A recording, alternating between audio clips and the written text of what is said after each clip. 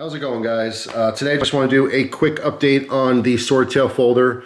All right, this is the latest knife that I designed. If you haven't seen my previous videos, I highly recommend watching them. I'll put links in the description box if you want to know more specifically about this knife. But just want to do a quick update. There's less than 10 days left on the pre-order. We currently have 76 pre-orders, which is absolutely awesome. There's a couple international orders that aren't showing on there yet, so there might be a few more than what's currently showing. But yeah, this is going to be available for pre-order still, like I said, for a few more days until February 20th.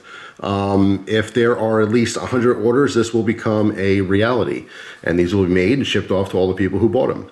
The original concept behind this was making a full-size EDC knife that was going to be very strong, but I was really attracted to the integral design, and I wanted to make the cheapest one on the planet.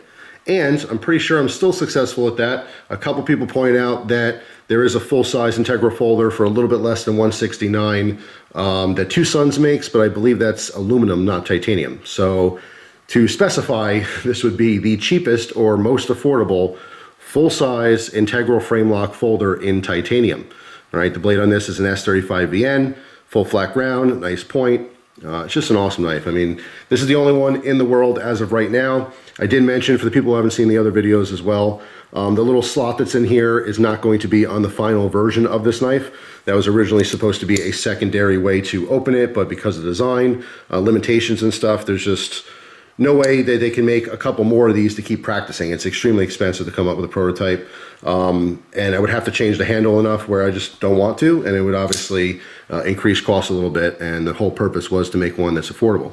Now, I do just want to take a moment to thank everyone who got in on the pre-order. I just really appreciate it. This is going to be available worldwide. Okay, if you live outside the US, you got to make sure to send an email to Bastion Gear, just because their website's not set up to take international orders. So shoot them over an email, tell them you're interested, and they'll give you some more details on it.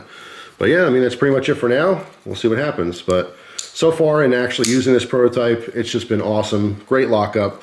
Just an awesome slicer, super smooth, ball bearing system, ceramic ball bearing in the pivot there.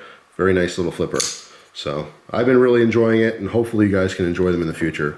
But that's it for now. Thank you so much for the support. Hope you guys have a wonderful day, and I'll see you tomorrow with a brand new video. Take care.